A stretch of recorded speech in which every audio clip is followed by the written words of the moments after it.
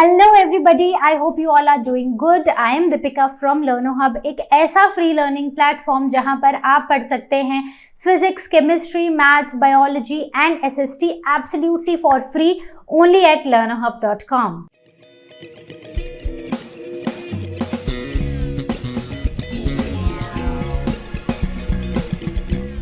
तो बच्चों, आज हम स्टार्ट करने जा रहे हैं क्लास 9 बायोलॉजी का next chapter and the chapter is 5 kingdom classification. So we will be taking up the 5 kingdoms of the classification of the living organisms. So without wasting any time, let's get started.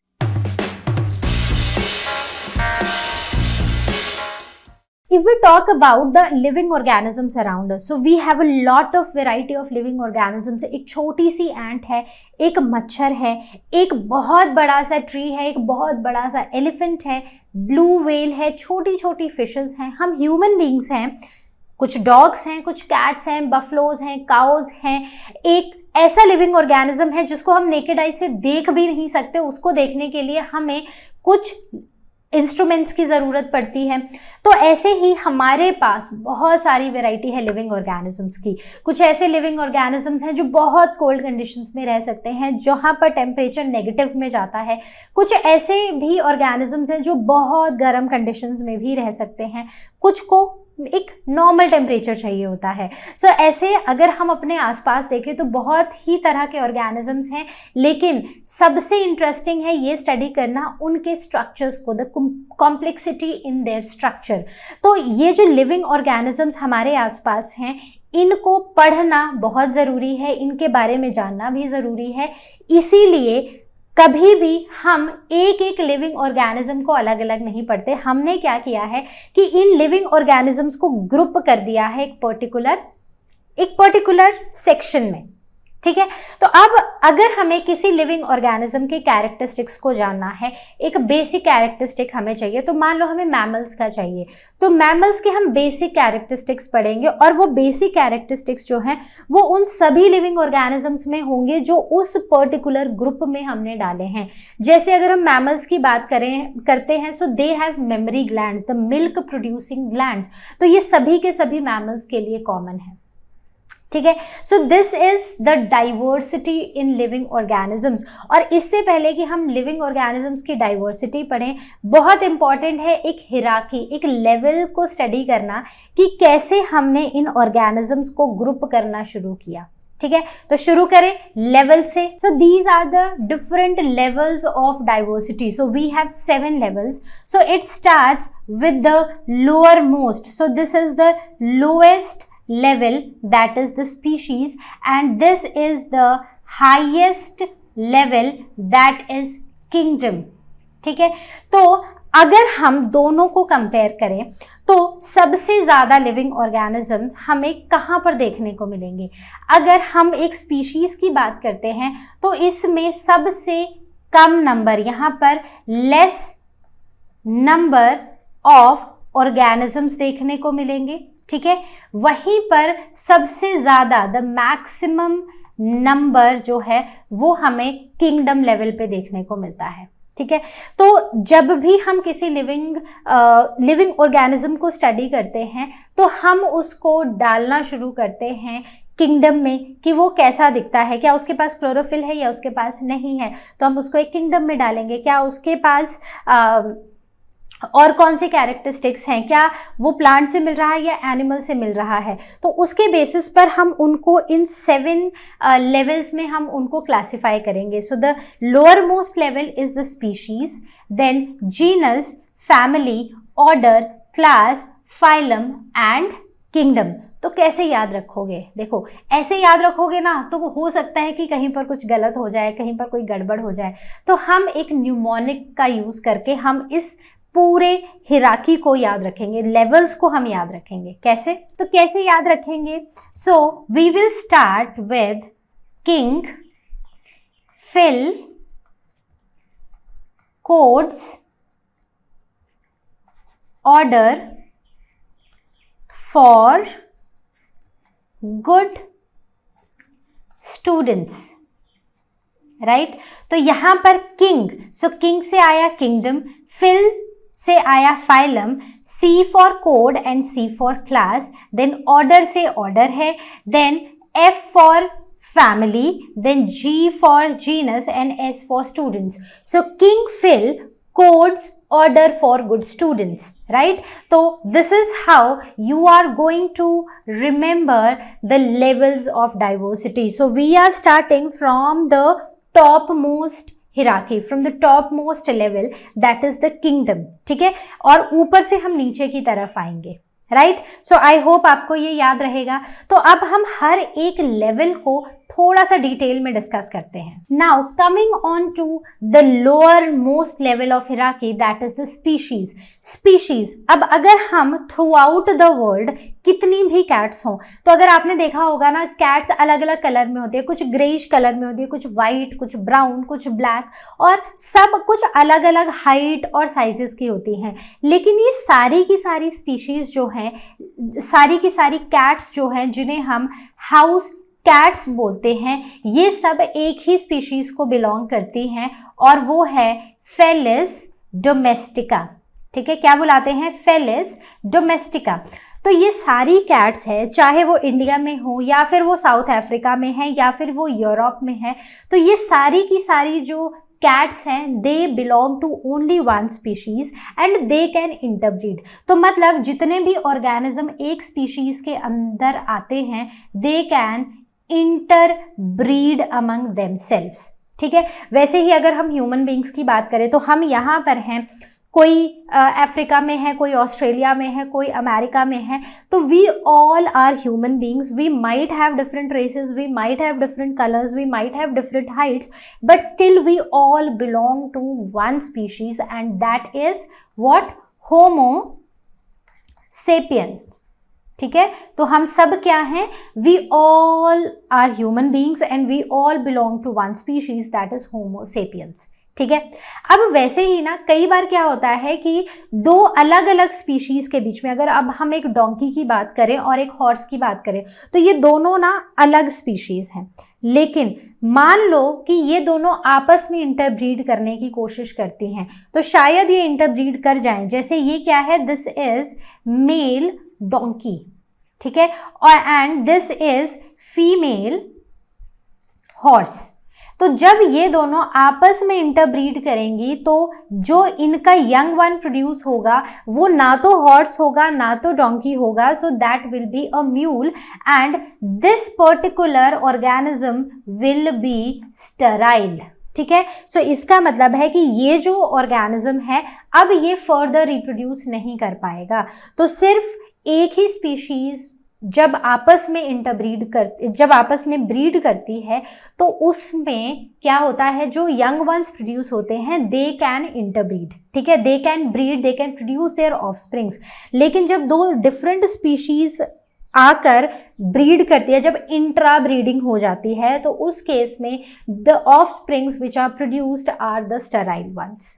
ठीक है, तो ऐसे अगर आप इस mule को देखोगे ना, तो इस म्यूल की हाइट है, इसकी शेप है, इसकी लेग्स हैं, इसके ईयर्स हैं, ये सब फादर की तरह हैं, लेकिन इसकी टेल है वो इसकी मदर की तरह है. तो ये जो एक स्टेराइल ऑफस्प्रिंग प्रोड्यूस हुआ है, अब ये रिप्रोड्यूस नहीं कर सकता है. ठीक है, वैसे ही कई बार फीमेल डोंकी और मेल हॉर्स के बीच में भी इंटरब्रीडिंग होती है, तो उस केस में जो ऑर्गेनिज्म प्रोड्यूस होता है उसे हम हाइनी बुलाते हैं. Again this is a sterile offspring which can not reproduce. ठीक है, तो अब अगर मैं आपसे एक क्वेश्चन पूछूं, व्हाट इज स्पीशीज या व्हाट आर स्पीशीज, तो स्पीशीज होती क्या है? स्पीशीज का मतलब होता है कुछ ऑर्गेनिज्म जो एक जैसे हैं, whose members can interbreed. ठीक है, तो जैसे अगर हम ह्यूमन बींग्स हैं, so either we are here or we are somewhere else in any other part of the world, we are the same species, so we can interbreed और हम fertile young ones बना सकते हैं. ठीक है. So you must have seen the people marrying each other across the globe. So when they will interbreed, so that time the offsprings produced will be the fertile one. मतलब कि in future जब वो reproductive age में आएंगे, they will be able to produce the offsprings. ठीक है. So but जब दो अलग अलग स्पीशीज, मान लो एक स्पीशीज ए है एक बी है, जब ये दोनों आकर आपस में ब्रीड करेंगी तो जो सी स्पीशीज आएगी, so that will be a sterile, that will not be able to reproduce in future. ठीक है. So this is species. अब ऐसे ही ना बहुत सारे और भी एग्जाम्पल्स हैं जहां पर डिफरेंट स्पीशीज कई बार में क्रॉस ब्रीडिंग हो जाती है, क्रॉसेस हो जाते हैं. ठीक है. तो जैसे कि तो अगर एक जीब्रा और एक डोंकी, अगर ये दोनों आपस में ब्रीड करते हैं, ठीक है, आपस में इनकी मीटिंग होती है, तो इस केस में जो ऑर्गेनिज्म प्रोड्यूस होता है दैट इज ज़ेंकी. तो ये जो एक छोटा सा ऑर्गेनिज्म देख रहे हो, तो आप देखोगे कि ऊपर से ये कैसा है, एकदम डोंकी की तरह है, लेकिन इसकी लेग्स जो हैं वो स्ट्राइप्ड हैं, किसकी तरह, जीब्रा की तरह. वैसे ही अगर टाइगर और लायन में, तो यहाँ पर टाइगर और लायन में ब्रीडिंग हो जाती है या फिर मेटिंग हो जाती है, तो जो ऑर्गेनिज्म आता है दैट इज टाइगॉन. अब गोट और शीप में अगर मेटिंग हो जाती है, the organism produced will be geep. Then एक और वेराइटी है जो हमें प्लांट्स में देखने को मिलती है, जब पोटैटो और टमेटो की वेराइटीज में मेटिंग हो जाती है, ब्रीडिंग करा दी जाती है, so the offspring that is produced or the new plant that is produced is pomato. ठीक है. तो इन सब केस में सिर्फ एक ही प्रॉब्लम है, जो ऑफस्प्रिंग्स आए हैं वो फर्टाइल नहीं है. सो इन फ्यूचर वो एक अपने रिप्रोडक्टिव एज में आने के बाद वो रिप्रोड्यूस नहीं कर पाएंगे, दे आर इनफर्टाइल. ठीक है. So I hope this much is clear. तो अब हम आगे बढ़ेंगे जहां पर हम सेकेंड लेवल की बात करेंगे, नीचे से second level. So that was good student. तो student we have already discussed. Now we will be taking up good. And what is this good? This good is genus. तो I don't know whether you are aware of it और not, but we have different species of crow, जिसमें से एक है the hill crow और दूसरा है जंगल crow. Right. तो ये जो क्रो है ना, ये अलग अलग दो स्पीशीज हैं दोनों क्रो हैं. तो अगर आप इनको दूसरे बर्ड्स से अगर अलग करना चाहो ना, तो आप इजीली आइडेंटिफाई कर सकते हो कि ये स्पैरो नहीं या ये पीकॉक नहीं, ये क्या है, ये क्रो है. लेकिन yet these are the two different species of crow. तो जब हम ऐसी ही सिमिलर जैसी स्पीशीज को एक साथ एक लेवल पर डालते हैं, so that is called as genus. ठीक है. तो ये सारे के सारे एक ही जीनस में आते हैं, सारे क्रो एक ही जीनस में आते हैं, and that genus is Corvus. क्या बुलाते हैं उसको? कॉर्वस. लेकिन याद रखना, these are the two different species, ठीक है, जिन्हें हमने एक जीनस में डाला है, but since they are the different species they can not interbreed with each other. Clear. तो आई होप जीनस भी समझ आया है. आगे चलते हैं इससे एक ऊपर वाले लेवल की तरफ, जिसे हमने फॉर बोला था, जिसे हमने फैमिली बोला था.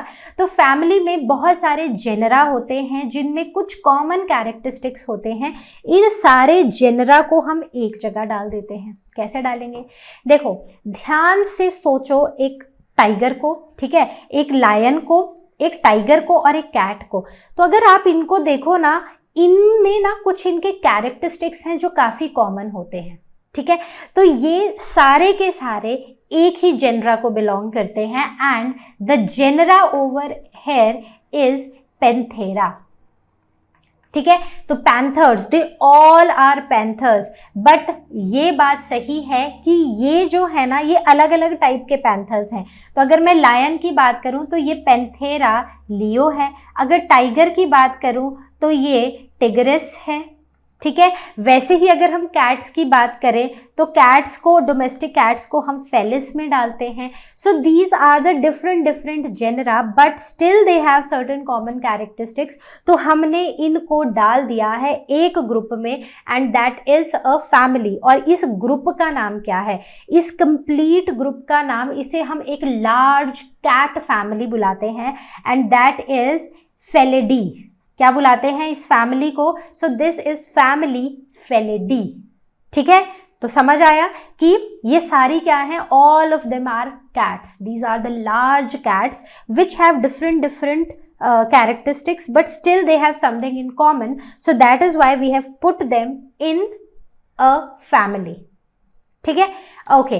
सो now coming on to the next, that is order. तो ऑर्डर दिया था किसने? किंग फिलिप ने दिया था एक कोड में एक ऑर्डर। ठीक है, वो ऑर्डर क्या है? So now the related families they make an order. तो अब यही बहुत सारी फैमिलीज जो हैं जो एक दूसरे से रिलेटेड हैं, जैसे आप एक डॉग को सोच लो, एक फॉक्स को, एक जैकल को।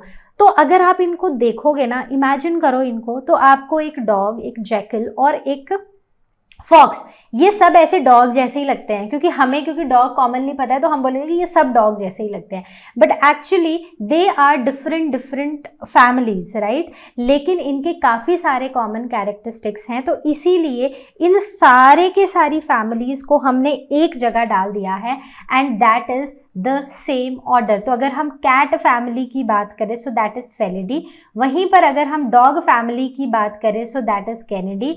लेकिन अब अगर हम यहाँ पर डॉग्स की बात कर रहे हैं, फॉक्स की बात कर रहे हैं, हम जैकल की बात कर रहे हैं, सो all of them come under the same order, that is Carnivora. कौन सा ऑर्डर है? The Carnivora. ठीक है, तो फैमिली समझ आ गया। तो जो नीचे वाला लेवल था, कौन सा था? Order, sorry family. तो जो फैमिली है ना, सारी की सारी जो सिमिलर वाली फैमिलीज थी उनको किस में डाल दिया है? एक ही ऑर्डर में। ठीक है, तो यहाँ पर ये जो डॉग्स, फॉक्स, जैकल्स हैं, ये सारे के सारे आते हैं हमारे एक कॉमन ऑर्डर में, and that is carnivora. Clear? Now coming on to one more step above, that is class. ठीक है, तो क्लास में क्या होता है कि जितने भी रिलेटेड ऑर्डर्स हैं ना, उनको हम एक क्लास में डाल देते हैं। अब कैसे? अब देखो, हम बात करते हैं डॉग्स की, हम बात करते हैं कैट्स की, मंकीज की, इवन हम खुद को भी यहीं पर डाल लेते हैं। तो हम सब में ना एक कॉमन कैरेक्टरिस्टिक है। आपने डॉग्स के बाल देखे हैं, कैट्स में भी होते हैं, ह्यूमंस में भी होते हैं, मंकीज में भी होते हैं। तो all of us are hairy. ठीक है, हम सब के पास हमारे बॉडी हेयर हैं, और हम सब के पास क्या है? मिल्क ग्लैंड्स हैं, which makes us somewhere similar. We have certain common characteristics, इसीलिए हम सबको एक ही क्लास में डाल दिया गया है, दैट इज मैमल्स, राइट। तो हमने अपनी किसी एक क्लास में पढ़ा है, आई थिंक क्लास 7 में हमने पढ़ा है, तो वहाँ पर एक क्लास होती है किंगडम एनिमेलिया में, दैट इज मैमल्स। और मैमल्स में वही सारे ऑर्गेनिजम्स आते हैं जिनके पास हेयरी बॉडी है और जिनके पास मेमोरी ग्लैंड्स है। So we all come under the same class, that is mammalia और the class mammals. Now the next one, the one step above is the phylum. तो फाइलम में जितने भी क्लासेस हैं, ठीक है, so it is basically the largest division जहां पर क्लासिफिकेशन होती है प्लांट्स और एनिमल्स की। ठीक है, अब कैसे होती है इसका एक बहुत अच्छा एग्जाम्पल है the classes of reptiles, birds, mammals, frogs and fishes. तो हम सब कैसे हैं? हम सबके पास ना एक बैकबोन है।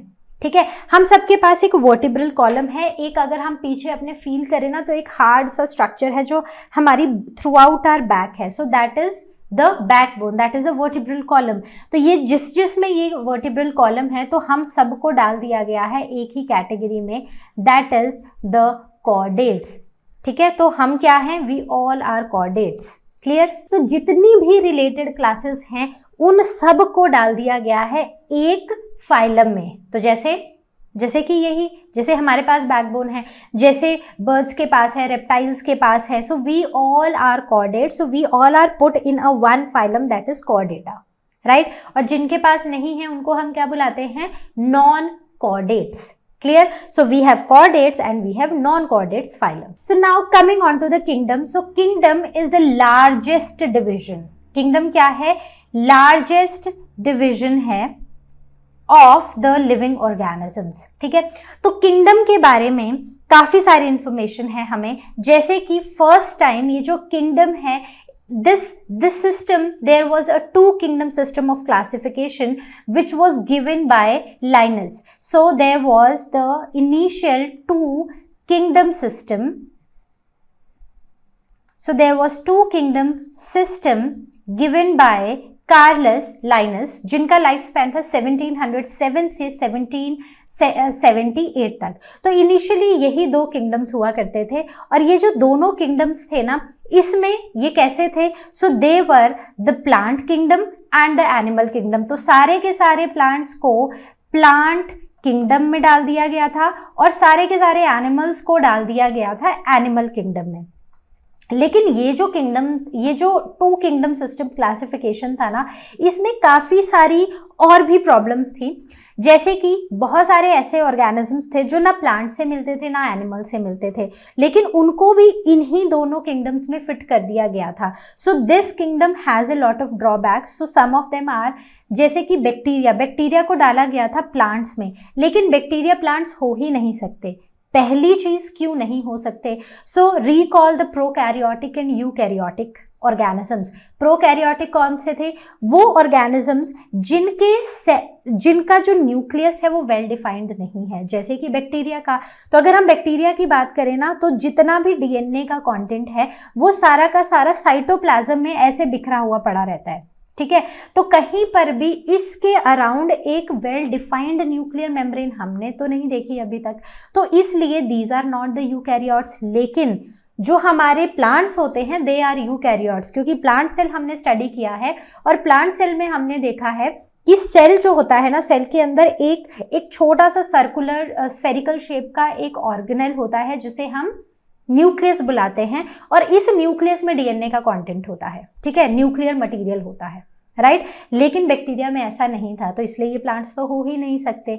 सो and they had flagella too, और प्लांट्स के पास फ्लैजिला नहीं होता है, और उनमें कोई मूवमेंट हमने देखी नहीं है, ठीक है। तो इसलिए ये प्लांट्स के अंदर नहीं आ सकते थे। तो इसलिए पहला ड्रॉबैक तो ये हो गया। दूसरा ड्रॉबैक है कि कुछ सिंगल सेल्ड ऑर्गेनिज्म जैसे कि यूग्लिना, तो ये वो सिंगल सेल्ड ऑर्गेनिजम्स है ना, जिनको ना तो प्लांट्स में डाल सकते हैं ना तो एनिमल्स में, ना तो ये बिल्कुल प्लांट्स के जैसे हैं, ठीक है, ना तो ये बिल्कुल एनिमल्स के जैसे हैं। जैसे इनके पास क्लोरोप्लास्ट है प्लांट्स के जैसे, तो मतलब ये फोटोसिंथेसाइज कर सकते हैं, तो ये कहीं ना कहीं प्लांट से रिजेंबल कर रहे हैं। लेकिन एनिमल्स के जैसे इनके पास एक माउथ है जिससे ये खुद को फीड कर सकते हैं, लेकिन प्लांट्स के पास तो माउथ होता नहीं है। So in that case, again, they were not fitted to any of the kingdoms. The next one is fungi. तो fungi की अगर हम बात करें तो इनको प्लांट्स में डाला गया, लेकिन क्योंकि ये शायद ग्रीन थे या थोड़े बहुत प्लांट्स जैसे दिखते थे, लेकिन अगर इनके स्ट्रक्चर को इनको अच्छे से स्टडी किया जाए तो ना तो इनके पास रूट्स थी, ना इनके पास शूट्स थी, ना इनके पास स्टेम थी, ना इनके पास लीव्स थी। मतलब जो एक basic root and shoot system वाला कॉन्सेप्ट होता है प्लांट्स में, वो इनके पास था ही नहीं। तो इसका मतलब कि ये ना प्लांट्स थे ना ही ये एनिमल्स थे, तो इनके लिए भी ना कुछ फिट नहीं हुआ प्लांट किंगडम।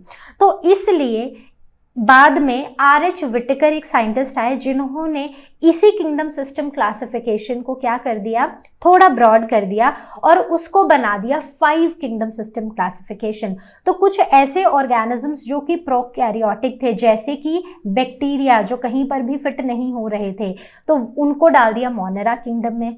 दूसरे प्रोटिस्टा, बहुत सारे ऐसे सिंगल सेल लिविंग ऑर्गेनिजम्स जैसे कि यूग्लिना जो ना प्लांट्स में आ रहे थे ना एनिमल्स में आ रहे थे, उनको डाल दिया प्रोटिस्टा में। देन फंजाई, जितने भी फंगस थे उनको डाल दिया फंजाई किंगडम में, और बाकी 2 किंगडम्स वैसे के वैसे रहे, प्लांट किंगडम और animal kingdom. So these are the 5 kingdom system, these are the 5 kingdoms that were given by R H. Whittaker, ठीक है।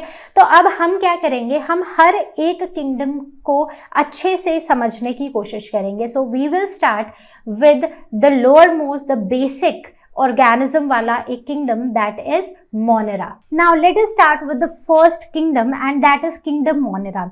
तो किंगडम मोनेरा में ना जनरली आते हैं बैक्टीरिया, जितने भी बैक्टीरिया हैं वो इस किंगडम में आते हैं, और ये वो किंगडम है ना जिसमें सिंपलेस्ट ऑर्गेनिजम्स आते हैं। तो ये वो ऑर्गेनिजम्स हैं जो बहुत ही सिंपल है अपने स्ट्रक्चर में। तो ये इन ऑर्गेनिज्म में अगर हम बैक्टीरिया की बात करें तो बैक्टीरिया कुछ ऐसा दिखाई देता है जहां पर इसके पास काफ़ी सारा न्यूक्लियर कंटेंट होता है, लेकिन इस न्यूक्लियर कंटेंट के अराउंड कोई वेल डिफाइंड मेम्ब्रेन नहीं होती है। सो दे आर यूनिसेलुलर, पहली चीज, एंड दे आर प्रोकैरियोटिक, मतलब इनके पास न्यूक्लियर कंटेंट है लेकिन उसके अराउंड एक वेल डिफाइंड मेम्ब्रेन नहीं है। So that is why they are prokaryotic. So they mainly include bacteria, और इनके पास क्योंकि न्यूक्लियस नहीं है, एक वेल ऑर्गेनाइज्ड न्यूक्लियस नहीं है, और ना ही इनके पास मेम्ब्रेन बाउंड ऑर्गेनेल्स होते हैं जैसे कि माइटोकॉन्ड्रिया, क्लोरोप्लास्ट, लाइसोसोम्स, तो ये सारे सेल ऑर्गेनेल्स भी इनके पास नहीं होते हैं। So this is the kingdom Monera. So they are the simplest organisms that are known to us. ठीक है, तो वो सारे के सारे हमने डाल दिए हैं किंगडम मोनेरा में, और ये सभी यूनिसेलुलर होते हैं। The second kingdom is the kingdom protista, एक ऐसा किंगडम जहां पर यूकैरियोटिक है मोस्टली यूनिसेलुलर ही है, मतलब सिंगल सेल्ड ही है, लेकिन ये जो सिंगल सेल्ड है ना, ये यूकैरियोटिक है, मतलब इनका जो न्यूक्लियर कंटेंट है उसके अराउंड एक वेल डिफाइंड मेम्ब्रेन है। So that makes them eukaryotic organisms. तो इसमें काफ़ी सारे ग्रीन ऑटोट्रॉफिक ऑर्गेनिजम्स आते हैं, यूनिसेलुलर दैट टू, जैसे कि Chlamydomonas. So this is a Chlamydomonas. So Chlamydomonas look something like this. ठीक है, और दूसरा है एक ऐसा नॉन ग्रीन हेट्रोट्रॉफिक, क्योंकि नॉन ग्रीन है तो मतलब क्लोरोफिल है नहीं, तो क्लोरोफिल नहीं है तो अपना खाना बना नहीं पाएगा, अपना खाना नहीं बना पाएगा, तो वो एक हेट्रोट्रॉफिक ऑर्गेनिज्म हो जाएगा। तो जैसे कि euglena, so this is a euglena, amoeba, paramecium. So all of them are unicellular and they come under the second kingdom, that is the kingdom Protista. कौन सा किंगडम है, जल्दी से बताओ। So this is kingdom Protista. तो Monera और Protista दोनों में यूनिसेलुलर ऑर्गेनिजम्स ही आते हैं, बट फर्क इतना है कि जो हमारा किंगडम मोनेरा है वो प्रोकैरियोटिक ऑर्गेनिजम्स का है, और किंगडम प्रोटिस्टा यूकैरियोटिक ऑर्गेनिजम्स का है। ठीक है, तो समझ आ गया ना डिफरेंस। आप बोलोगे हैं तो दोनों यूनिसेलुलर, तो अलग अलग डाला क्यों है। So the difference in both of them is the eukaryotic the difference in kingdom monera and the kingdom protista is that in kingdom monera we have all the unicellular organisms which are prokaryotic, लेकिन kingdom protista में we have organisms which are unicellular but they are eukaryotic, and you know the difference between a eukaryote and a prokaryote, right? So prokaryote में एक well defined nuclear membrane नहीं होती है, लेकिन eukaryote में एक well defined membrane होती है। Clear? So I hope I am clear to everyone. Now the next one is the kingdom third, that is the kingdom fungi, जिसमें सारे के सारे फंगस हैं।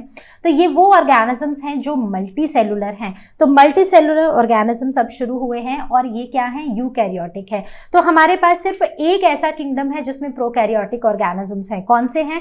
First kingdom, that is kingdom Monera. उसके सिवा सभी के सभी किंगडम्स में हमारे पास यूकैरियोटिक ऑर्गेनिजम्स हैं। देन दे आर एक्लोरोफिलस, मतलब दे lack chlorophyll. Now they lack chlorophyll, so there is no photosynthesis. तो यहाँ पर कोई भी फोटोसिंथेसिस नहीं होती है। फोटोसिंथेसिस नहीं होती है तो ये अपना खाना कहाँ से लेते हैं? एज अ सेप्रोफाइट, मतलब कुछ ऐसे ऑर्गेनिजम्स जो dead and decaying organic matter के ऊपर फीड करते हैं और वहां से अपनी न्यूट्रिशन लेते हैं, right? So these organisms which are in the kingdom fungi, they are saprophytic organisms. Now they are made up of thin thread like hyphae. तो इनके पास ना ऐसे थिन, जैसे आप यहाँ पर देख रहे हो ना, थिन थ्रेड लाइक हाइफे होते हैं, जिन थ्रेड लाइक स्ट्रक्चर्स होते हैं जिन्हें हम हाइफे बोलते हैं। Generally they are multi nucleate, और ये जो न्यूक्लियस होते हैं ये थ्रू आउट द साइटोप्लाज्म ये डिस्ट्रीब्यूटेड होते हैं। For example, so there is a bread mould. तो आपने कभी भी ब्रेड के ऊपर अगर आप उसको बाहर छोड़ दो कुछ दिन के लिए, तो उसके ऊपर एक परत, एक लेयर सी डिपॉजिट हो जाती है, layer. So that is a basically fungus. सो उसको हम बोलते हैं ब्रेड मोल्ड। ठीक है। Then toadstool, yeast and penicillium, so all of them are the fungus, ठीक है। ईस्ट जो हम अपने घरों में जब छोले भटूरे खाने होते हैं तो भटूरा बनाने के लिए जो हम आटे में डालते हैं ताकि हमारा जो आटा है वो फूल जाए, सो that is this east and that east is actually what, it is a fungus, ठीक है। तो मतलब आप फंगस का यूज करके भटूरे बना रहे हो, right, okay. So the next one is the kingdom plantae. So now we will be talking about this kingdom where we have all the plants that are known to us. तो ये भी एक ऐसा kingdom है जहाँ पर सारे के सारे मल्टीसेलुलर हैं और यूकैरियोट्स है। ये एक ऐसा किंगडम है जहां पर ऑर्गेनिजम्स ऑटोट्रॉफिक हैं। क्यों? क्योंकि इनके पास है क्लोरोफिल। तो इनके पास क्लोरोफिल है तो ये क्या कर सकते हैं, ये फोटोसिंथेसिस कर सकते हैं और ये सारे के सारे ऑर्गेनिजम्स हैं मल्टी सेलुलर, ठीक है। तो यहाँ पर हमने प्लांट्स को 5 ग्रुप्स में डिवाइड किया है। पहला ग्रुप है Thallophyta, bryophyta, pteridophyta, gymnosperms and angiosperms. तो हर एक ग्रुप को अब हम स्टडी करेंगे और हर एक ग्रुप क्यों दूसरे से अलग है वो समझने की कोशिश करेंगे। Now coming on to the first group that is thallophyta. तो ये जो ऑर्गेनिजम्स होते हैं इनमें मल्टी सेलुलर एल्गी आती है, ठीक है। तो आपने एल्गी काई जमी हुई देखी होगी, ठीक है। तो जैसे जहां पर पानी होता है तो पानी के आसपास रॉक्स के ऊपर एक प्लांट के जैसे ग्रीन जैसी लेयर होती है, so that is algae. So they are multi cellular and they come under a group in plant kingdom that is thallophyta. तो ये जो ऑर्गेनिजम्स होते हैं इनमें बहुत सारे एग्जाम्पल्स हैं, जैसे सी वीड्स है, केल्प्स है, so all of them are thallophytes. और ये ऑटोट्रॉफिक होते हैं क्योंकि ग्रीन होते हैं तो क्लोरोफिल होता है, क्लोरोफिल होता है so they can synthesise their own food and they are autotrophic. तो इन ऑर्गेनिजम्स की जो बॉडी होती है ना वो थैलस लाइक होती है। मतलब आप अगर इस प्लांट को निकालोगे ना तो आप डिस्टिंग्विश नहीं कर पाओगे कि कौन सा पार्ट रूट है, कौन सा पार्ट शूट है, कौन सा पार्ट इसके स्टेम है। So it has a thallus like body and mostly these are aquatic, ठीक है। ये पानी में रहने वाले ऑर्गेनिजम्स होते हैं। The next one is the bryophyta. मतलब ऐसे ऑर्गेनिजम्स जो ऑटोट्रॉफिक है, again because they are plant so they have chlorophyll, they are autotrophic. और इसमें आते हैं मॉसेस एंड लिवरवर्ट्स। तो आपने ना अगर देखा होगा कि ऐसे छोटे छोटे प्लांट्स आपको कई बार ना पत्थरों पे दिखाई देते हैं। तो इन प्लांट्स के पास ना देखने में तो लगेगा रूट, स्टेम, लीव्स हैं, लेकिन they do not have true roots, stems और लीव्स। तो ब्रायोफाइट्स में होते हैं मॉसेस एंड लिवरवर्ट्स। तो इनके पास जो रूट लाइक स्ट्रक्चर्स होते हैं उन्हें हम बोलते हैं राइजोइड्स। क्या बुलाते हैं? राइजोइड्स। जो स्टेम लाइक स्ट्रक्चर्स हैं उन्हें हम बुलाते हैं कॉलिड्स, ठीक है। और जो लीफ लाइक स्ट्रक्चर्स हैं उन्हें बुलाते हैं phyllids, right. So rhizoids, caulids and phyllids, clear? So these do not have true roots, leaves or stem, but they appear to have roots, stem and leaves। और जो उनका एक्चुअल नाम है, जो रूट लाइक स्ट्रक्चर हैं या stem like structure है या लीफ लाइक स्ट्रक्चर्स हैं, उनके ऑल्टरनेटिव ये नेम्स हैं, राइट। अब यहीं पर अगर हम नेक्स्ट ग्रुप की बात करें दैट इज टेरिडोफाइट्स।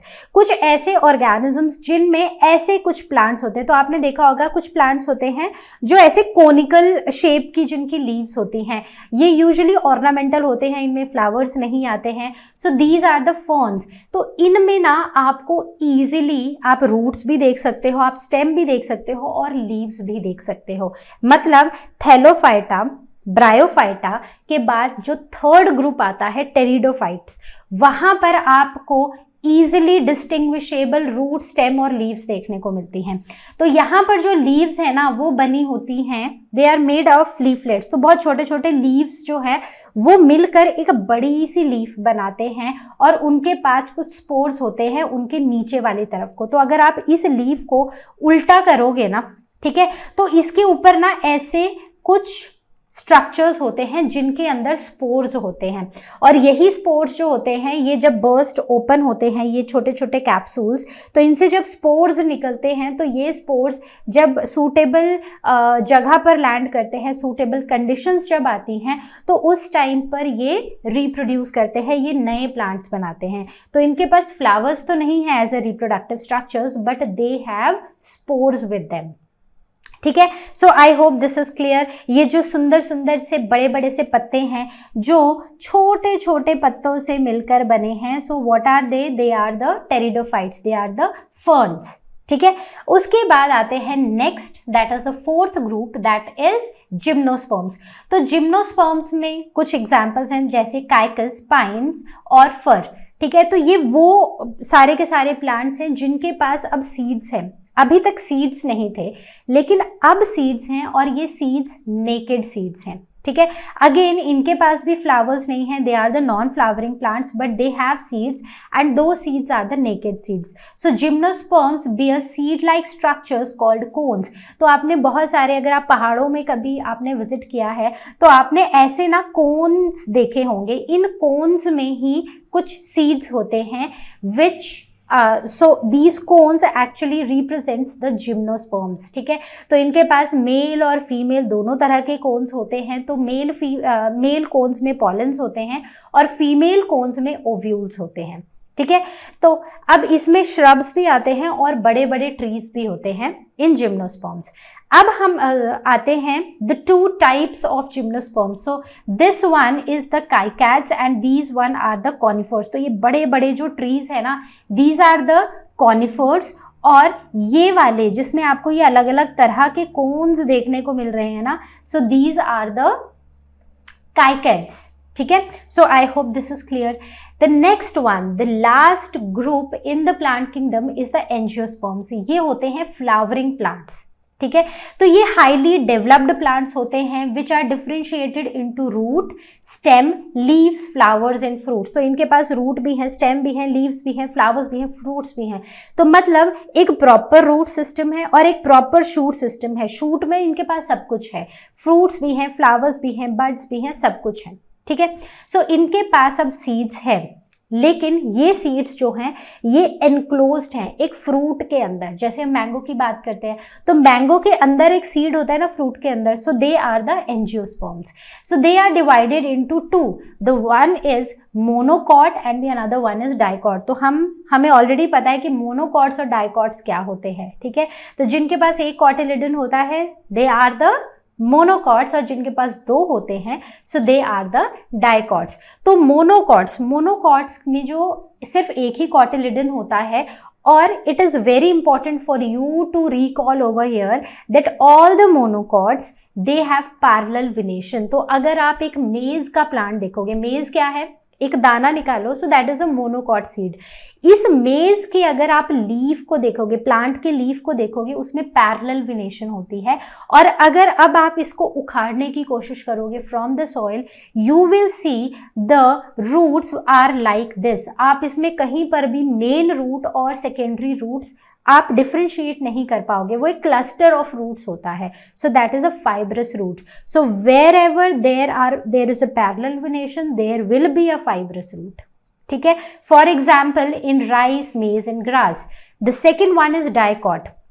डाइकॉट में कुछ सीड्स होते हैं जिनके पास दो कॉटिलिडन्स होते हैं। And now the important over here to understand is the dicots have reticulate venation and everywhere where there is a reticulate venation, ऐसे नेटवर्क होता है वेन्स का, this is a reticulate venation. wherever there is a reticulate venation there is a tap root system। ठीक है, तो example है P है, potato है और सनफ्लावर है। So these are the certain examples of dicots.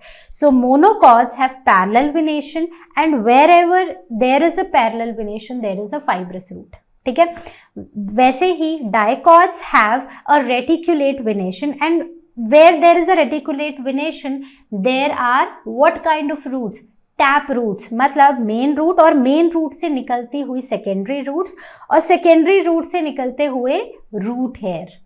Clear? So I hope आपको recall हो गया होगा, ये हमने अपनी लोअर क्लासेस में पढ़ा था. Now coming on to the last kingdom, that is kingdom Animalia और the animal kingdom.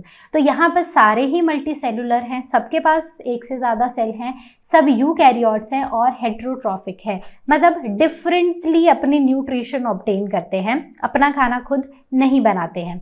So they are without the cell wall. तो प्लांट सेल और एनिमल सेल याद है, तो प्लांट सेल में हमें ऐसे 2 लेयर्स देखने को मिलती थी. ठीक है, तो बाहर वाली होती थी सेल वॉल और अंदर वाली होती थी सेल मेम्ब्रेन. वहीं पर एनिमल सेल में एक ही लेयर होती है, एक ही वॉल होती है, जिसे हम सेल मेम्ब्रेन बुलाते हैं. ठीक है, तो ऐसे ही ये सारे के सारे मोटाइल होते हैं, लेकिन again there are certain exceptions, जैसे कि sponges and corals, they are non motile. ठीक है, okay. So this is the animal kingdom.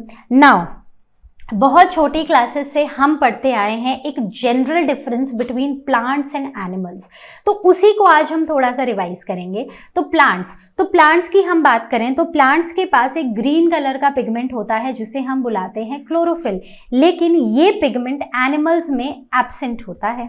ठीक है, दूसरा, अगर हम प्लांट्स की बात करें तो अगर आप अपने आसपास प्लांट्स को देखो, so they are fixed in soil and they can not move.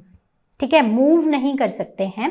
ठीक है, लेकिन animals they are able to move freely. So we have limbs and we can move freely.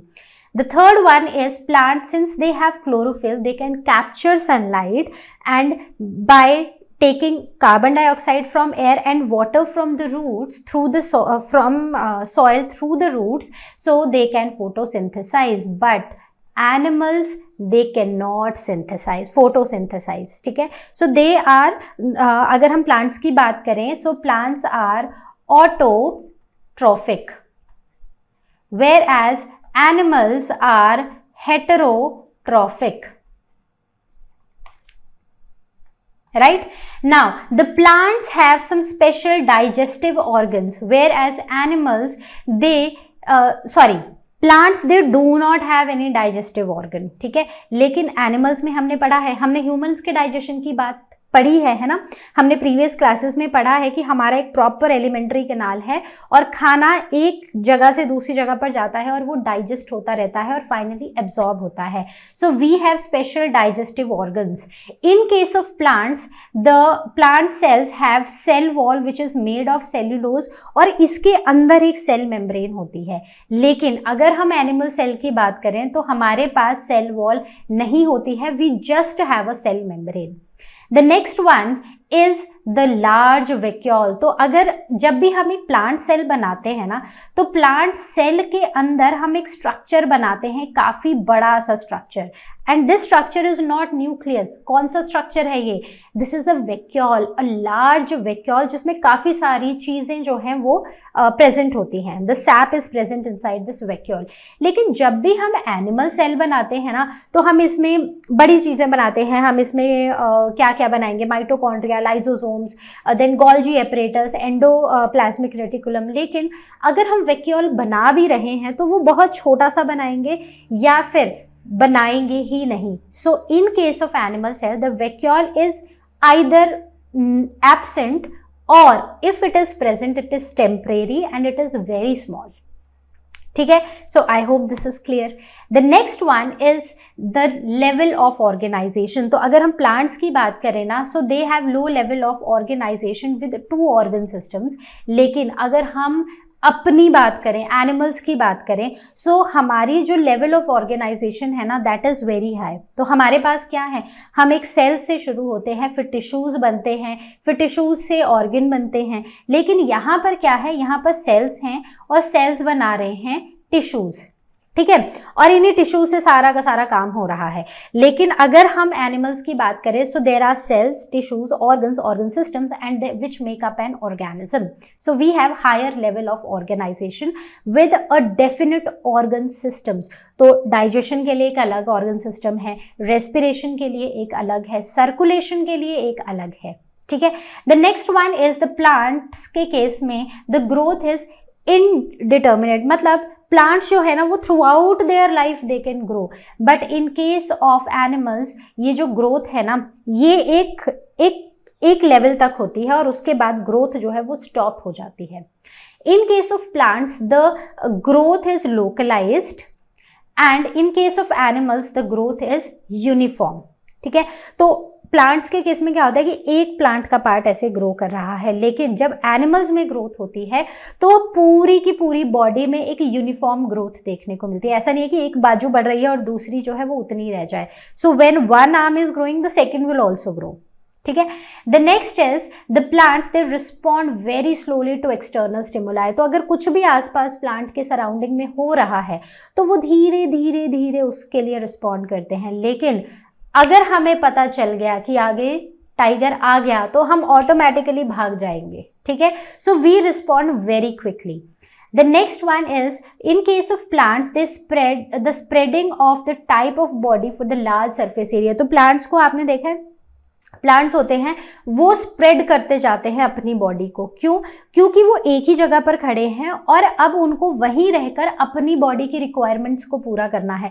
Sunlight भी लेनी है, पानी भी लेना है, और जो एक्स्ट्रा वाटर है उसको भी ट्रांसपिरेशन के थ्रू बाहर रहना है, निकालना है। तो प्लांट्स जो है ना वो अपनी बॉडी को स्प्रेड करते जाते हैं, लेकिन एनिमल्स की बॉडीज कॉम्पैक्ट होती हैं क्योंकि हम मूव कर सकते हैं। Clear? So I hope the general differences are clear. So because now we will be just doing a quick recap of what we have studied in the 5 kingdom system classification. तो किसी को कोई doubt है, difference में कोई doubt है, कोई ऐसा पॉइंट है जो समझ ना आया हो, है कोई ऐसा पॉइंट? तो अगर है तो ask it on ask question section of learnohub.com। तो चलो चलते हैं 5 किंगडम क्लासिफिकेशन की तरफ। तो जितने भी ऑर्गेनिजम्स हैं हमने उनको 2 में ग्रुप कर दिया है, one is prokaryotes and another one is eukaryotes. तो प्रोकैरियोट्स यूनिसेलुलर हैं और न्यूक्लियस अनऑर्गेनाइज्ड है, लेकिन यूकैरियोट्स में जो न्यूक्लियस है इट इज वेल ऑर्गेनाइज्ड। ठीक है, अब जितने भी प्रोकैरियोटिक ऑर्गेनिजम्स हैं they are placed in kingdom Monera, और इसमें मेजरली है हमारे पास बैक्टीरिया। ठीक है, सारे के सारे बैक्टीरिया मोनेरा में हैं। दूसरा है हमारे पास यूकैरियोट्स। तो यूकैरियोट्स में 2 तरह के ऑर्गेनिजम्स हैं, यूनिसेलुलर और मल्टीसेलुलर। तो unicellular are placed in kingdom Protista, जैसे कि यूग्लिना, अमीबा। वैसे ही मल्टीसेलुलर वो जिनके पास सेल वॉल है और जिनके पास सेल वॉल नहीं है। तो जिनके पास सेल वॉल नहीं है वो तो हैं हम, दैट इज एनिमल्स, लेकिन जिनके पास सेल वॉल है वो 2 तरह के हैं। वन इज जो फोटोसिंथेसिस परफॉर्म कर नहीं सकते, दैट इज फंजाई। और फंजाई क्या है? Fungi are saprotrophic. ठीक है, तो ये डेड और डिकेइंग ऑर्गेनिक मैटर से अपना न्यूट्रिशन एब्जॉर्ब करते हैं। And the second one is which can perform photosynthesis, that is plant, so they are autotrophic. So I hope the 5 kingdom classification is clear to everyone. कोई भी doubt हो please ask it on ask question section of learnohub.com. Now before concluding this session, let us take up one question, and the question is study the figure given below and answer the following questions. So the figure is this and you have to identify the organism. तो कौन सा organism है जल्दी से बताओ। So this is a kind of mushroom. ठीक है, okay, तो यहाँ पर हमें ये बताना है to which kingdom does this organism belong. तो किसको बिलोंग करता है ये जल्दी से बताओ। क्या मोनेरा है? बिल्कुल नहीं है। क्या प्रोटिस्ट है? बिल्कुल नहीं है, but it belongs to kingdom fungi. तो the last question is mention the 2 characteristics of the organism that differentiate it from plants. तो देखने में तो प्लांट लग रहा है, लेकिन कौन सी चीजें हैं जो इसको प्लांट नहीं बनाती हैं? तो पहली चीज कि इसमें बहुत ही वेल डिफरेंशिएटेड रूट, स्टेम और लीव्स नहीं है। और दूसरी चीज यहाँ पर क्या नहीं है जल्दी से बताओ। इनके पास क्लोरोफिल नहीं है। अब क्लोरोफिल नहीं है तो ये फोटोसिंथेसाइज नहीं कर सकते, दे आर हेट्रोट्रॉफिक ऑर्गेनिज्म। और हेट्रोट्रॉफिक में भी दे आर सेप्रोफाइट्स। कौन से ऑर्गेनिजम्स हैं? They are saprophytes. ठीक है. So I hope this is clear. कोई डाउट है तो please ask it on ask question section of learnohub.com. So this was all from today's session. I hope you understood the basic concepts of 5 kingdom classification. So from next session we'll be taking up the next topics. Till then you all take care, and as you all know, learnohub मतलब free है पर best है.